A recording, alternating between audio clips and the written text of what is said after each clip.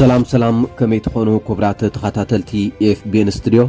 نحجم بقر أقدستنا حدستنا يمزبالكو ومحابريتاتات حيزلكم مسئلقو كسام وداتام سيسانيحكم كتكاتاتلو بخبري يعدم نحجنا بخاتكم كوبلو مادال يمزلقو تحستوتات مكتتالون كتعملكم متان ما أكل مقوصاص ري درونات إثيوبيا بإرتران قبس انت تليفو مهلاو زوص مستراو حابريتام أبلعلي جنرال تكراي سقومتي كمزتوسدن كمون 23 إثيوبياون أبلاد داعش أب تحتي قصصر مئتاوم لوم زوص حابريتا زبلن كالوتون يحزلكم قريبا زلخو كسام ودات 50 كتكاتاتو لقاء بخبري يعدم امباركس بتي لعلوي أزازي سراوت ناي تግራይ تأثير ويك أب قيدا أتيو زبل حابريتا مس نجمر إذا حابريتا زي أب بوزحات محابرو ميدياتات وصي سلازلو مبزحتهم سمعكم تكونوا تسفا قبر وتوم نزا حابريتا زي سمعكم سبات كأب بقدام برغادر جنرال قوعش قبره حادي كاب لعلوت أزازتي سراوت ناي تግራይ أب قيدي أتيو خمزلو تقليص اللهم بيصحف سلام نصدتا ناي تግራይ بسنبت مقلسي أو سينيرو زلوهم سلطان تطقيمهم لعلوت أزستي أب تግራይ زتفلاليو ها وقت زخون طفتاتن ناي صلاقي تلوقتاتنا مفصام كركوب زصنحو سقوم تتوسيد الله كبل مغلص وصي نيرم انتخونه اتي زتوسد سقومتي اب لعلي غوعش قبره طرايو سماي تقسن نيرو مغلصي بيصحف السلام سلطان تግራይ دحرغن BBC نغله لعلوت أزست سراوت ناي تግራይ رخيبو مزعبات قداي حاتيتو زرخبو نبري ويكا حبريتالو أنا هو نباهم كبلا بمسرت BBC لهم زوص حبريتان بار مغنيات قبل علي برغادر الجنرال قوعش قبره ناي مأسرت ويكا ناي قيد سقوم تستوسدن تلوخو ناي صلاتي كفصم صنيحو مثل على وسب سلطان ناي بلصقناون ركب صنيحو بوبيلون اب مونغو سراوي تግራይ اب حد مونغو سراوي تግራይ متمان كهلو سراوي تግራይ نزقصل تلوخو بتوفايነት كيفصم تلوخو نمتعنقاف مس سب سلطان كوي مستفلالين طفتات خسرح صنيح زبل مغنياتي توهيب زلو بقدام اب قيدم ساعته بوزح كبهال صنيحيو ايرترا كاب تግራይ مصيا چوياتو ويكا وسيداتو اب ايرترا تاثير زلو غلي بهال نيرو بمسرت لما انتي لعلوت ازج سراوت ناي تግራይ نبيبس ذهبوا حبريتاغن برغادر جنرال قوعش قبره طنق مسريو مثل علوت سب سلطان بلصقنا ركب كم زصنحو ابز حجي وان كا اب تግራይ تاثيرو كم زلو غدايو يمرمر كم زلو يتحبريتات وهيب زلو سلازي اتخساب حجي تبصيح زلو حبريتا بزعبا برغادر جنرال قوعش قبره نزي زمسل بوغن قوعش قبره كساب حجي نسو زلو ريتو ويكا بزعبات قريب زلو كستات زهبه ملسين كساب حجي استبهال يلن مغنياتو ناب ميديا كقرب ديو ناب فرد قريبو قالو خصما عيته قبرنالو ابز غصل معالتات منالبات قوعش قبره بزعبا زو قداي ابيت فرد قريب ديو وي بستفلالي مقدتات حابريتا كهب ويكا دمص خصما يخون كساب حجي قن بوغن منغس تግራይ توهيب زلو حابريتا نزمسل ابز غصل معالتات كل زغل حد يسمع بالتات خاتات يلون نابخم قبل خفتني نبتخالاي تحستون مسنسقر بونتلاند 23 إثيوبياويان تواقعتي داعش كمز حازت قليس آزب الحابريتا وصيله كمز السعب قرب لكم حاوس رئيس ممحدار زلوا زوبا الصومال بونتلاند كابتوم أبتا زوبا استتحزو 53 تواقعتي إسلاما ومنغستي IS دارقا فرقي إثيوبياويان مقانوم أفليتا سرحت سري شبرا بونتلاند إثيوبياويان يلو بشمن سئلن زتقسم 26 تواقعتي IS أبقصات محبرا ومرخبيتات أوصيلهم وتم تواقعت داعش مخانوم زتقلصه والقصبات أب أخراناو كبابي المسكات دحر وق كم زتتحزو حيلتات سطتا بونتلاند بسنبت شعات طري 2018 جئز حبيرم حيلتات بونتلاندن ISن أب المسكات ناستات حاده عامد كواغو كم زصنحن IS دما أبت كبابي عبيت عردتات حيزو كم زلن حبيرم حيلتات بونتلاند اتسرحيت أكال نايت بحاجز حبرات إمارات عربن أمريكان أبلعلي أبتو زوبا زنكاس أصد داعش زكير زلو سفيح وتهدرو سرحت مخانو حبيرم سرحيت سرى شبرا تبعت حيلتات بونتلاند بحاجز حبرات إمارات عربن أمريكان أب المسكات نزركب داعش سعيرو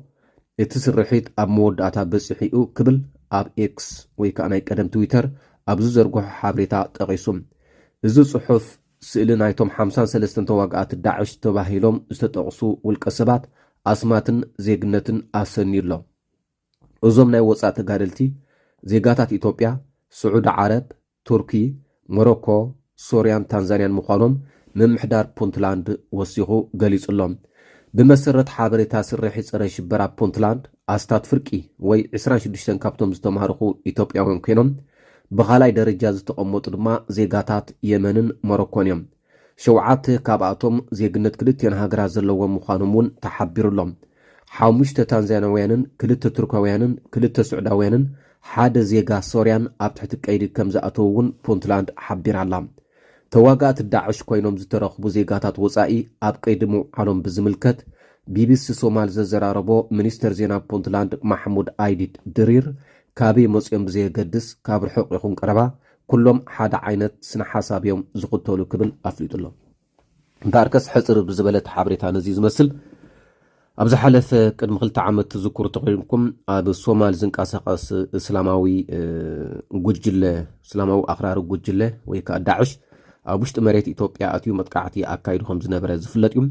ኣብ ኬንያ ተመሳሳሊ መጥቃዕቲ ኣካይዱ ነይሩ። ኣብዚ እዋን እቲ ኣብቲ ዞባ ዝንቀሳቐስ ዘሎ እስላማዊ ኣኽራሪ ጉጅለ ዳዕሽ ኣብ መላእ ዞባ ቀርኒ ኣፍሪቃ ከየስፋሕፍሕ ልዑል ስጋኣት እዩ ተፈጢሩ ዘሎ። በዚ ከዓ ኢማራት ዓረብን ኣሜሪካን ዝርከበን ናይ ልፍንቲ ሓይልታት ምስ ማእከላይ መንግስቲ ሶማል ብምዃን ኣብ ልዕሊኡ ሰፊሕ ወተሃደራዊ ስጉምትታት ክወስዳ ካብ ዝጅምራ ዶሮ ሳርሲ ዓመት ኮይኑሎ እንተኾነ ክሳብ ሕጂ መሊአን ክድምስስኦ ኣይከኣላን እኳ ደኣ ካብ ብዙሓት ሃገራት ዝተዋፅኡ ኣኽረድቲ እስላማዊ ዕጡቓት ናብቲ ጉጅለ ክጽምበሩ ይረኣዩ ኣለዉ። ድሮ እውን 23 ዝኣኽሉ ኢትዮጵያውያን ናብኡ ተጸምዲሮምስ ከም ዝተማረኹን ይግለጽ ኣሎ። ካልኦት ብዙሓት እውን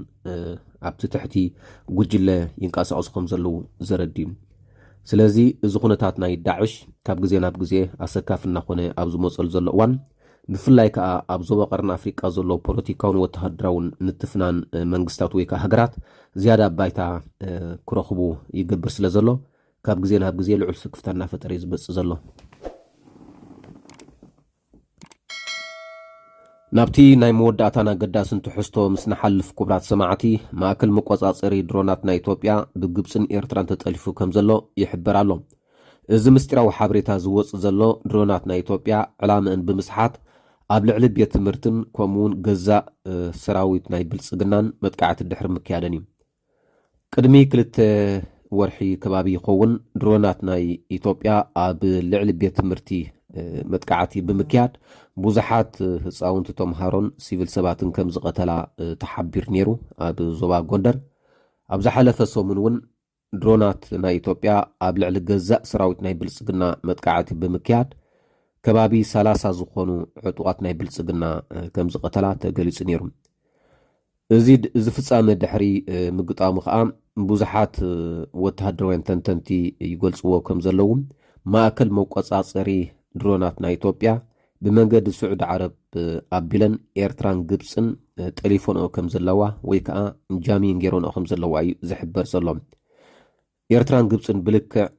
ንስርዓተ መቆፃፀሪ ድሮናት ናይ ኢትዮጵያ ክጠልፋ ዓቕሚ ኣለዎን ድዩ ዝብል ብዙሕ ትንታነታት እውን ብብዙሓት ኣካላት ይቐርብ ኣሎ። እቲ መልሲ ከዓ እወ እዩ። ብሓገዝ ናይ ስዑድ ዓረብ ግብፂ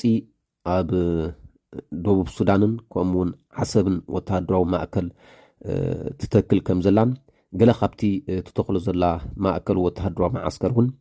ንስርዓተ መቆፃፀሪ ናይ ድሮናት ጃም ክገብር ዝኽእል እዚ ጃሚን 3 ዓይነታት እዩ። ተቐዳማይ ዕላመና ስሒቱ ትመጥቃዕቲ ኣብ ዘይከውን ከውዕለኦ፣